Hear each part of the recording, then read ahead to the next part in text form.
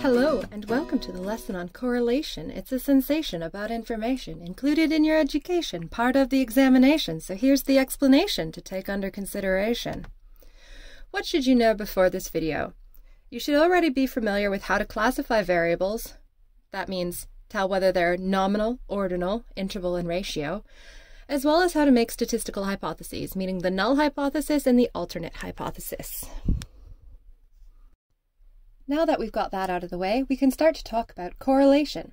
Correlation is all about relationships, not the kind that you may be familiar with that are based on attraction and how well you connect with someone, but rather the kind of relationships that exist between variables, particularly interval variables and ratio variables.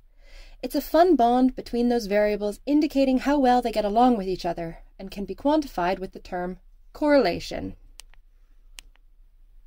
To provide you with a concrete definition, we can say that correlation is a measure of the relationship between variables. And Pearson's correlation, which is the correlation that this video will be teaching you about and that you will be tested on, is a measure of the linear relationship between variables. So we want to run a Pearson's correlation. What are our data assumptions? Number 1, data must be linear. Up, down, either is fine as long as your data can fit in a line. Secondly, we don't want any crazy outliers. What is an outlier? It's a data point that's just a bit weird and out of the norm for no explainable reason. Let's have a look at some data. We can look at hours of sleep per night, which is a ratio variable, versus the ability to remember information. This is also a ratio variable. Two ratio variables mean we can measure this relationship with a Pearson's correlation as long as our data meets the prerequisite rules. Is it linear? Are there outliers? Remember, we are specifically looking at the relationship between two variables. We are going to see how well these variables interact with each other. If they interact well, there will be a relationship and we will see patterns in our graph.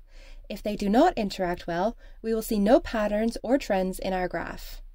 Looking at our data, we can see it is linear, and there are no major outliers. It is a prime candidate for the Pearson's correlation analysis. I'm going to show you how correlation is calculated. You do not need to know this formula for the test, so I won't show it to you, but you should know that correlation is based on covariance and variance. This line is the mean X value, or the average hours of sleep per night, calculated from our dataset. This line is the mean Y value, or the average ability to remember information value, calculated from our dataset. Pearson's correlation is calculated based on covariance, which is how far away each value is from both means. It is also calculated based on X variance, which is how far away each variable is from the X-axis mean, and Y variance, meaning how far away each variable is from the Y-axis mean. Using these measurements and the Pearson correlation formula, we will get a value which will tell us the strength of our relationship. For this particular data, our Pearson's coefficient, shown by the letter R, is 0.88. The Pearson's coefficient will always be a number between -1 and +1. A correlation coefficient of -1 is a perfect negative correlation. 0 is no correlation at all, and +1 is a perfect positive correlation. A perfect correlation means all data points fall on the correlation line. This line can be used to predict the relationship between the variables. Remember, if a straight line can go through all data points, the slope of the line does not matter. The correlation coefficient will be 1, or -1 if the line has a negative slope. Running a correlation analysis also gives us a p-value.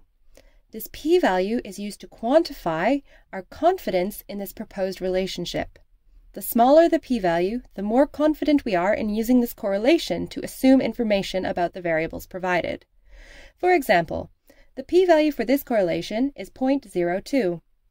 That means there is only a 2% chance that random data or random chance could produce a relationship that would be as strong as this one. Our p-value is dramatically impacted by how many data points we have.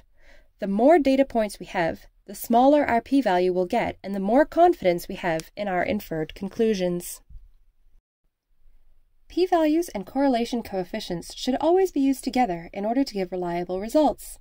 You may recall I mentioned that if a straight line can go through all dots, the correlation coefficient is always 1.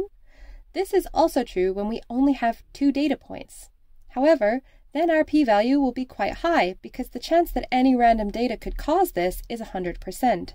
So in this instance, we have a perfect correlation, but it doesn't mean anything because our p-value is telling us it's not trustworthy to use this information to infer anything.